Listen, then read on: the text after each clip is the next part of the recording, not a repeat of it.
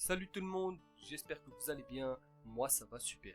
Aujourd'hui nous allons voir quelles sont les techniques les plus puissantes du monde Shinobi. Dans la dernière vidéo, nous avons vu qui gagne ce combat entre Madara Uchiwa et Sasuke Uchiwa. N'hésitez pas à aller la regarder, elle est dans la description. Aujourd'hui nous allons faire un top 30 des techniques les plus puissantes du monde Shinobi.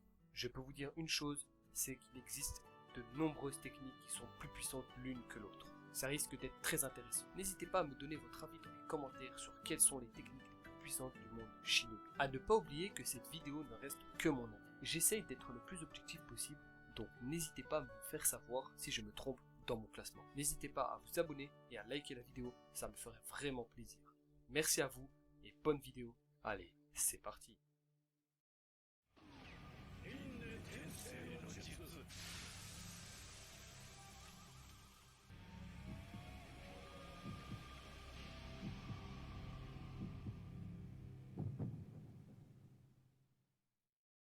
Le cycle éternel des réincarnations est un ninjutsu de réincarnation utilisé au travers du Gedo Mazo. Ce jutsu peut réincarner une nouvelle vie dans le corps de ceux qui sont morts, ce qui veut dire qu'à tout moment, l'utilisateur peut sauver des ninjas qui viennent de perdre la vie. Nagato Uzumaki a utilisé cette technique pour sauver tout être vivant qui venait juste de perdre leur vie. Cette utilisation avait tué Nagato car c'est une technique qui peut tuer son utilisateur si elle ne fait pas attention à son chakra. Obito Uchiwa avait réanimé Madara Uchiwa et n'avait pas perdu la vie après l'utilisation de ce jutsu. Alors je sais bien qu'il y a pas mal d'autres techniques qui sont plus puissantes que le cycle éternel des réincarnations, mais imaginez qu'un ninja affronte un ninja surpuissant, par exemple Madara Uchiwa, Obito Uchiwa ou Nagato Uzumaki, etc. Mais imaginez que ce ninja perd la vie, mais qu'il se fasse réanimer par un autre ninja. Ça serait terrible. Ça voudrait dire qu'il faudrait battre le ninja en question 2 fois. Voilà pourquoi cette technique est en 30e place, car cela reste un jutsu très difficile à utiliser.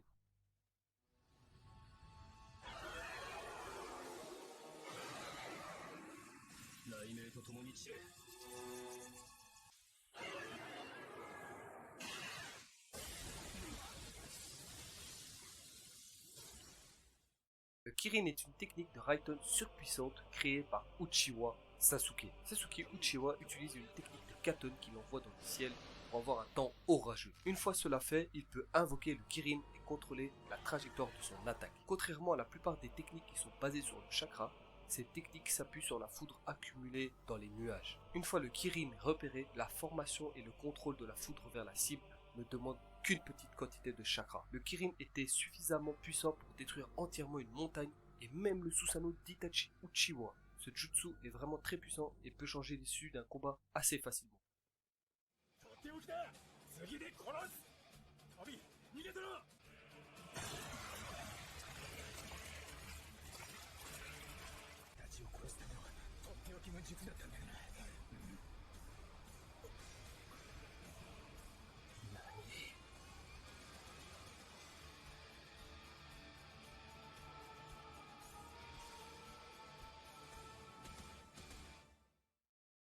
Alors, le C4 de Deidara est vraiment très puissant.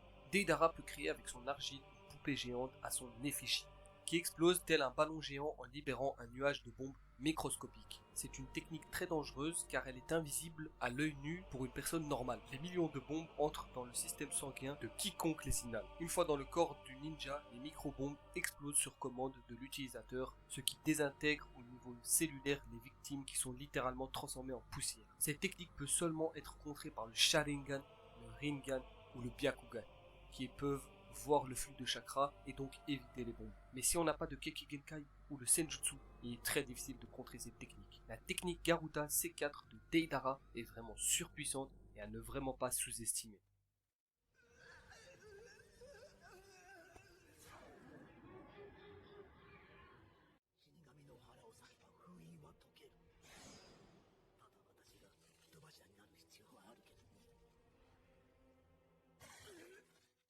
L'emprisonnement des morts. L'emprisonnement des morts est un fuinjutsu développé par le clan Uzumaki. Il fait appel à une entité spectrale appelée le Shinigami, qui ne devient visible qu'une fois qu'elle a saisi l'âme d'une personne. C'est une technique interdite puisqu'elle entraîne tout simplement la mort de son utilisateur et de la cible. Il y a eu quelques utilisations de cette technique. Par exemple, Hiruzen Sarutobi avait utilisé ce jutsu pour sceller l'Edo Tensei de Orochimaru, en scellant Hashirama Senju et Tobirama Senju, et avait scellé les bras d'Orochimaru, ce qui avait empêché Orochimaru d'utiliser n'importe quel mudra. Il y avait aussi Minato Namikaze qui avait réussi à sceller la moitié de Kyuubi en lui et l'autre dans Naruto Uzumaki. Cette technique est vraiment surpuissante, le seul problème c'est que cette technique peut prendre la vie de l'utilisateur.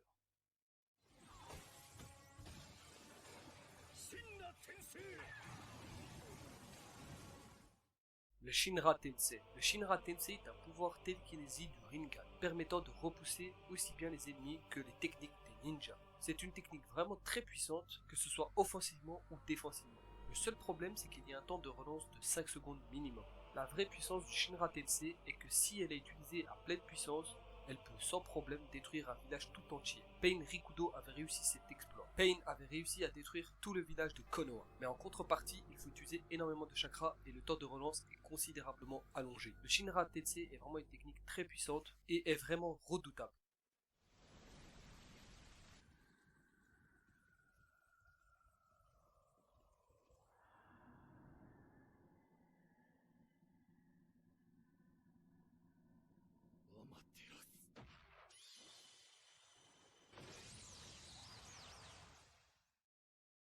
La lumière céleste. La lumière céleste est considérée comme la technique ultime du Katon, car les flammes noires qu'il utilise seraient aussi puissantes que le soleil lui-même. L'utilisateur concentre du chakra dans l'une de ses pupilles et lance des flammes noires sur son adversaire.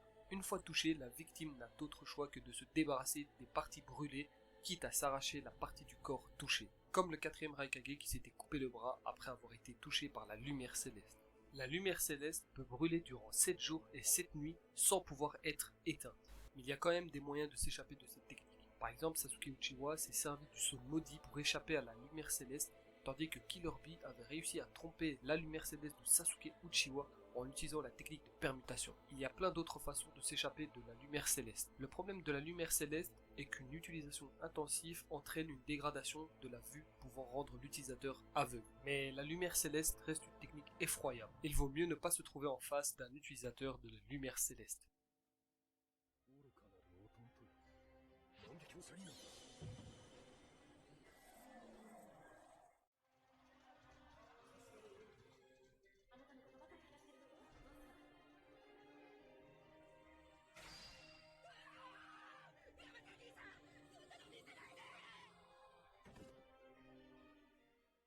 Les arcanes lunaires. Le Tsukuyomi est considéré comme l'un des plus puissants genjutsu du monde shinobi. Le Tsukuyomi est l'un des nombreux pouvoirs du Mangekyo Sharingan d'Itachi Uchiwa. Les arcanes lunaires affectent quiconque regarde l'utilisateur dans les yeux. Dès que le ninja voit le Sharingan, elle se trouve prisonnière dans un genjutsu entièrement créé par l'utilisateur. L'utilisateur change principalement la perception du temps de son adversaire pour lui faire vivre un supplice beaucoup plus long que la durée effective de la technique. Itachi Uchiwa pouvait torturer son adversaire pendant 72 heures alors qu'il ne s'écoule que quelques secondes dans la réalité. Le ninja qui subit ces techniques subit des séquelles psychologiques pouvant laisser la victime dans le coma pendant plusieurs semaines. Kakashi, attaqué, en avait fait les frais. Cette technique n'est pas non plus sans risque pour l'utilisateur, car cette technique utilise beaucoup de chakras et peut abîmer les yeux de l'utilisateur et le rendre aveugle, comme l'utilisation excessive de la lumière céleste ou du Susanoo. L'arcane lunaire d'Itachi Uchiwa est une technique vraiment surpuissante et vaut mieux s'y connaître au genjutsu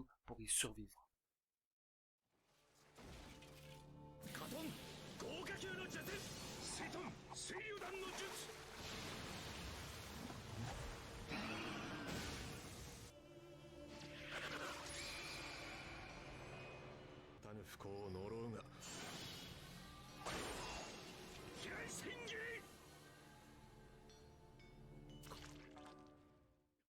Le vol du dieu de la foudre. Le vol du dieu de la foudre est une technique de haut niveau qui combine le déplacement instantané avec le ninjutsu spatio-temporel créé par Tobirama Senju. Avant de pouvoir exécuter la technique du vol du dieu de la foudre, l'utilisateur doit d'abord marquer sa cible ou lancer un kunai avec le saut de jutsu. On l'a bien vu, Tobirama Senju est Minato Namikaze ont plusieurs fois lancé leur kunai derrière leur adversaire pour les surprendre. L'avantage de cette technique, c'est que les adversaires sont complètement perdus face à cette technique. Très peu de ninjas peuvent se défendre face à cette technique. Il faut soit avoir le mode Senjutsu qui permet de ressentir les déplacements via le chakra ou un Kekkei tel que le Sharingan. Cette technique est vraiment très compliquée à éviter due à sa vitesse sortie d'un autre monde. Le vol du dieu de la foudre est vraiment une technique surpuissante et très redoutable.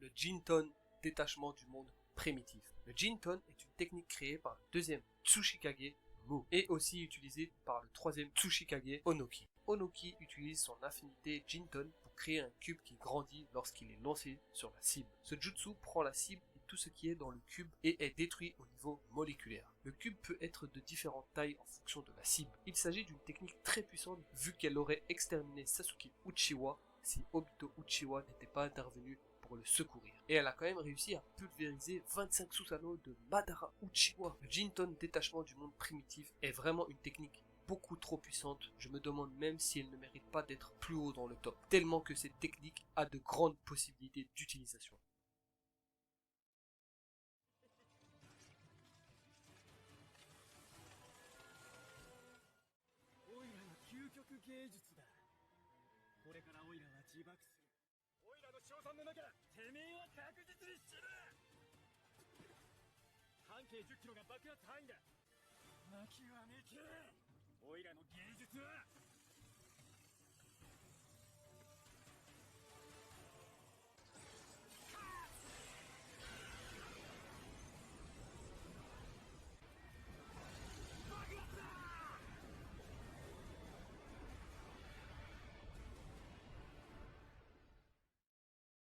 L'art ultime de Deidara. L'art ultime de Deidara est vraiment une technique surpuissante. Il faut savoir que cette technique est sa carte maîtresse.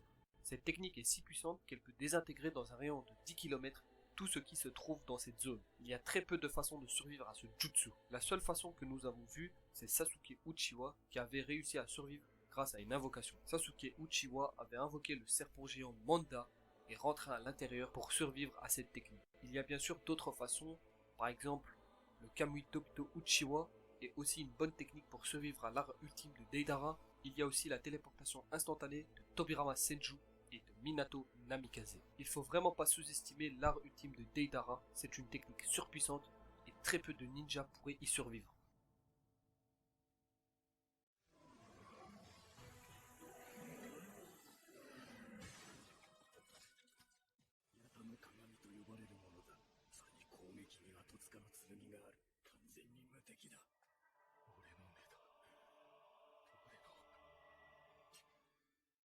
Le miroir de Yata et l'épée de Totsuka. Le miroir de Yata est utilisé par Itachi Uchiwa lorsqu'il forme son Susanoo. Outre la défense formidable du Susanoo, l'usage du bouclier de Yata permet à Itachi Uchiwa d'être invulnérable. Ce bouclier est composé de toutes les natures de chakras possibles et peut donc s'adapter en fonction de l'attaque qu'il reçoit, le rendant indestructible contre n'importe quel type d'attaque. Selon Zetsu, Itachi Uchiwa disposait d'une défense effrayante. Passons à l'épée de Totsuka. L'épée de Totsuka est vraiment surpuissante. L'épée de Totsuka est une lame enchantée capable de sceller la cible qu'elle transperce. Ceux qui sont touchés par l'épée sont attirés dans la jarre et piégés dans une sorte de genjutsu pour l'éternité. Peu importe la personne qui est touchée par l'épée de Totsuka est condamnée et n'a aucune chance de s'en sortir. Zetsu Noir prétendit que si l'on possédait le miroir de Yata et l'épée de Totsuka, ces deux armes rendaient le Susanoo d'Itachi Uchiwa invincible. Ces deux jutsu combinés sont vraiment beaucoup trop puissants pour le monde shinobi.